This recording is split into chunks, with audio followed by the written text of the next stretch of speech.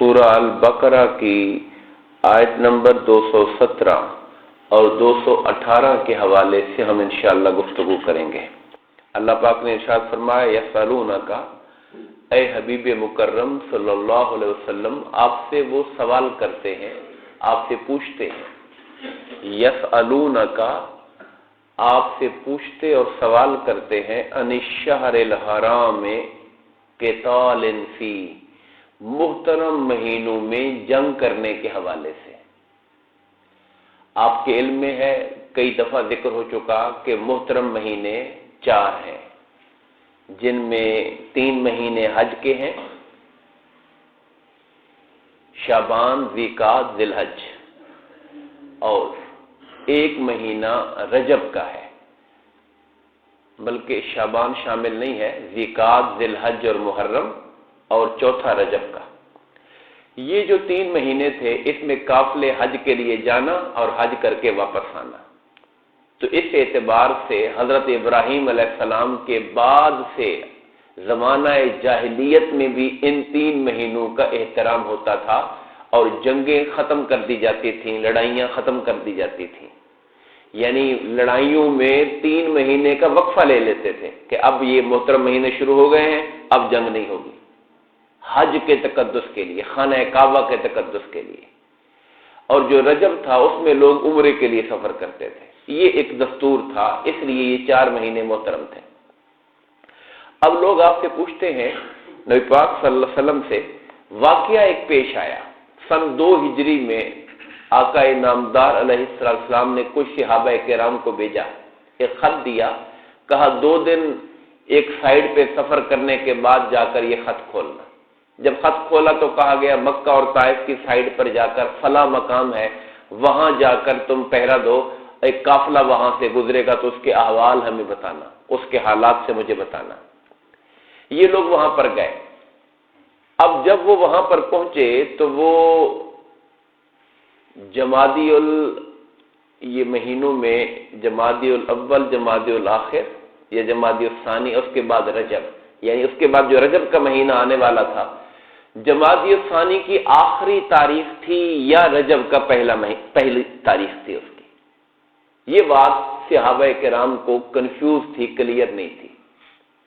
وہاں پر قافلہ انہوں نے دیکھا کفار کا، تو وہاں پہ ان کے ساتھ جنگ ہو گئی، اور کفار میں سے ایک آدمی مارا گیا، علا بن الحضرمی اس کا نام تھا۔ اس پر کفار مکہ نے اور زمانہ جاہلیت کے کفار نے شور مچا دیا کہ دیکھیں پروپیگنڈا ہوتا ہے نا جی، ہمیں کہتے ہیں محترم مہینہ ہے اور خود ان کے اپنے بندے لڑائیاں کر رہے ہیں، بندے مار رہے ہیں۔ انہوں نے محترم مہینے کی تقدس کو پامال کر دیا۔ یہ ایک وہاں پہ پروپیگنڈا اٹھا، واویلا کھڑا کر دیا۔ ظاہر ہے کہ جو آدمی شرافت کا دعوے دار ہوتا ہے، اس سے تھوڑی بھی غلطی ہو جائے تو لوگ زیادہ شور مچاتے ہیں۔ تو نبی پاک صلی اللہ علیہ وسلم صحابہ کرام چونکہ اللہ کے احکامات کے لیے دعوت دیتے تھے اور اشہر الحرم، محترم مہینوں کے تقدس کے بارے میں بتاتے تھے، اب جب ایک صحابی سے یہ غلطی ہو گئی تو انہوں نے اس کے اوپر واویلا کھڑا کر دیا، اور آپ سے آ کے پوچھا جی آپ نہیں کہتے تھے محترم مہینوں میں قتال نہیں ہونا چاہیے؟ اب یہ آیت کریمہ اصل میں اس واقعے کے جواب میں اتری ہے۔ کل، اے نبی مکرم آپ ان سے کہہ دیں، اب اللہ جواب دے رہا ہے۔ یہ جو آپ سے پوچھتے ہیں نا جی یہ کیا کر دیا، محترم مہینوں میں لڑائی کر دی ہے، یہ ہونی چاہیے تھی، آپ بتائیے ٹھیک تھا یہ کام؟ کل قتال فیہ کبیر، آپ ان سے کہیں کہ محترم مہینوں میں جنگ کرنا بڑا گناہ ہے، ہم اس کے گناہ ہونے سے انکار نہیں کریں، غلط کام ہے۔ وَصَدٌّ عَن سَبِيلِ اللَّهِ، مگر لوگوں کو اللہ کے راستے سے روکنا، وَكُفْرٌ بِهِ، اللہ سے کفر کرنا، اللہ کا انکار کرنا، وَالْمَسْجِدِ الْحَرَامِ، اور لوگوں کو مسجد حرام میں جانے سے روکنا، وَإِخْرَاجُ أَهْلِهِ مِنْهُ، اور حرم میں رہنے والے، مکہ میں رہنے والے مسلمانوں کو وہاں سے نکلنے پر مجبور کر دینا۔ کیا تمہیں اپنے یہ گناہ نظر نہیں آ رہے؟ تمہیں مسلمانوں نے غلطی سے ایک کام ہو گیا، ان سے جانتے بوجھتے نہیں ہوا، انہیں مشابہ لگا کہ جمادی الثانی کی آخری تاریخ ہے یا رجب لگ گیا ہے، انہیں متشابہ لگ گیا، کلیئر نہیں ہوا۔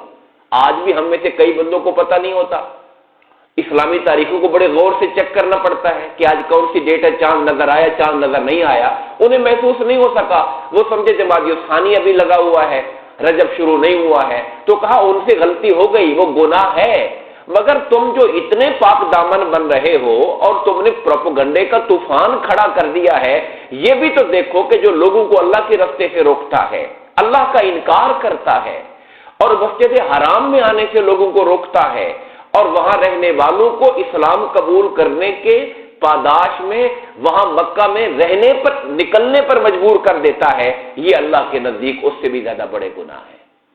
وہ ایک محاورہ ہے نا کہ چھاج بولے تو بولے، چھلی کیا بولے، جس کے اندر خود 100 سوراخ ہوتے ہیں۔ یعنی بھی تم کیسے پروپیگنڈا کر رہے ہو مسلمانوں کے خلاف جبکہ تمہارے اپنے جرائم کی ایک لمبی ساری فہرست ہے۔ والفتنہ تو اکبر من القتل، اور جو فتنہ اور فساد ہوتا ہے یہ قتل سے بھی بڑا جرم ہوتا ہے۔ تم لوگ فتنے کے مرتکب ہو اور تم ایک نادانی میں غلطی میں کیے گئے قتل کے اوپر شور مچا رہے ہو۔ اب اللہ پاک فرماتے ہیں وَلَا يَزَالُونَ يُقَاتِلُونَكُمْ حَتَّى يَرُدُّوكُمْ عَنْ دِينِكُمْ، اے مسلمانوں یہ کافر لوگ تم سے لڑتے رہیں گے، یہ تم سے جنگ کرتے ہی رہیں گے یہاں تک کہ یہ تمہیں تمہارے دین سے پھیر دیں، معاذ اللہ، یعنی تمہارے مسلمان رہنے پر یہ کبھی راضی نہیں ہوں گے۔ ان کی کوشش ہوگی کہ یہ اپنا دین چھوڑیں اور ہمارے طریقے پہ آئیں، پھر تو یہ جنگ ختم کریں گے، ورنہ یہ قیامت تک تم سے لڑائیوں کے لیے بہانے ڈھونڈتے ہی رہیں گے، یہ لڑتے رہیں گے تمہارے ساتھ۔ اور آپ دیکھ رہے ہیں آج تک وہ جنگیں اور لڑائیاں مسلمانوں پر ان کے اسلام کی وجہ سے طاری کی جا رہی ہیں۔ ان استطاعوا، اگر ان میں طاقت ہوئی تو یہ اس وقت تم سے جا کر پیچھا چھوڑیں گے تمہارا جب تم دین چھوڑ بیٹھو گے۔ ایک اور مقام پہ قرآن نے کیا کہا؟ لن ترضى عنك اليهود ولا النصارى، یہود و نصارہ کبھی تم سے راضی نہیں ہوں گے۔ مسلمانوں یہ خیال ہی چھوڑ دو کہ ہم ان سے اچھے تعلق رکھیں گے، ان کی عزت کریں گے، احترام کریں گے، ان کے ساتھ تعلقات بنائیں گے، وہ ہم سے راضی ہو جائیں گے۔ کہا وہ کبھی تم سے راضی نہیں ہو سکتے جب تک تم مسلمان ہو۔ اگر تم دین چھوڑو گے تب جا کے وہ راضی ہوں گے، اور اگر دین چھوڑو گے وَمَن يَرْتَدِدْ مِنْكُمْ عَنْ دِينِهِ، اگر معاذ اللہ استغفر اللہ تم میں سے کوئی مرتد ہو جائے، اپنا دین چھوڑ دے، فَيَمُتْ، اور اس مرتد کی حالت میں اگر وہ مر گیا، وَهُوَ كَافِرٌ، اس حال میں کہ وہ کافر تھا، فَأُولَٰئِكَ أَصْحَابُ النَّارِ، تو ایسا بندہ پھر جہنمی ہوگا، اس کا پھر خدا کی بارگاہ میں قیامت کے دن کوئی مقام نہیں ہوگا، جہنم میں ڈالا جائے گا اگر دنیا کو راضی کرنے کے لیے اپنے دین اور اسلام کو چھوڑ بیٹھا تو۔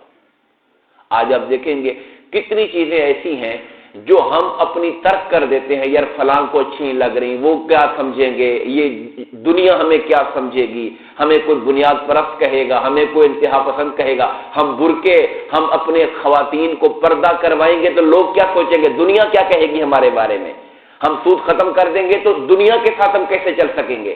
اللہ تعالیٰ کے احکامات کے اوپر ہم سودا کرتے جاتے ہیں اس دنیا کی خاطر اور لوگوں کو راضی کرنے کی خاطر، اور اللہ تم کچھ بھی کر لو لوگ راضی نہیں ہوں گے تم سے، لوگوں نے تبھی راضی ہونا ہے معاذ اللہ تم اگر دین چھوڑ بیٹھو گے اپنا تو، اور اگر تم نے ایسا کیا تو پھر قیامت کے دن تم جہنمی لوگوں میں سے ہوگے۔ ہم فیہا خالدون، اور ہمیشہ اسی میں رہو گے۔ ان الذین آمنوا، بے شک وہ لوگ جو سچے دل سے ایمان لائے، والذین ہاجروا، اور جنہوں نے اپنے ایمان کے تحفظ کے لیے ہجرت کی۔ یہ ہجرت کیوں کی جاتی ہے؟ اس لیے کہ جس شہر میں آپ ایمان لائے اس شہر کے غالب لوگ آپ کو ایمان پر نہیں رہنے دے رہے، مجبور کر رہے ہیں آپ کو کہ اپنا دین چھوڑو۔ مسلمان صحابہ کرام مکہ سے پہلے حبشہ کیوں چلے گئے تھے؟ چونکہ مکہ میں زندگی تنگ کر دی تھی انہوں نے۔ ہمارے آقا کریم علیہ الصلوۃ والسلام اور صحابہ کرام مدینہ منورہ کیوں چلے گئے تھے مکہ چھوڑ کر؟ حالانکہ اپنا گھر، خاندان، سب کچھ کاروبار وہیں پر تھا، چونکہ ایمان کو بچانا تھا، ایمان بچانا ممکن نہیں ہو رہا تھا۔ تو ظاہر ہے جو ایمان بچانے کے لیے ہجرت کرتا ہے اس سے پکا کھرا ایمان کس کا ہو سکتا ہے جو اپنے ایمان کی خاطر گھر بار چھوڑ رہا ہے اپنا۔ وجاہدوا فی سبیل اللہ، اور اللہ کی راہ میں جہاد کیا جنہوں نے، جب دشمن چڑھ دوڑا تو انہوں نے پھر جان و مال کے ساتھ جہاد کیا۔ اولئک یرجون رحمت اللہ، یہ وہ لوگ ہیں جو اللہ کی رحمت کی امید رکھتے ہیں۔ یہ اس لیے بھاگے دوڑے پھر رہے ہیں، یہ اس لیے تنگیاں تکلیفیں برداشت کر رہے ہیں کہ انہیں اللہ کی رحمت کی امید ہے۔ ہم ایمان لائے ہیں تو پروردگار ہم پہ اپنا کرم فرمائے گا، اللہ کی رحمت کی امید میں اس ساری دنیا سے انہوں نے لڑائی مول لی ہوئی ہے، اپنا گھر بار چھوڑ بیٹھتے ہیں۔ واللہ غفور الرحیم، یقیناً اللہ بہت بخشنے والا، انتہائی رحمت فرمانے والا ہے۔ جو اللہ سے رحمت کی امید رکھتا ہے تو اللہ بھی غفور الرحیم ہے، ضرور ان پہ رحمت فرمائے گا اور ان کی کوتاہیوں کو معاف فرمائے گا۔ دعا ہے اللہ تعالیٰ ہم سب کو کلام پاک کو پڑھنے، سمجھنے اور عمل کرنے کی توفیق عطا فرمائے۔ آمین۔ وما علینا الا البلاغ۔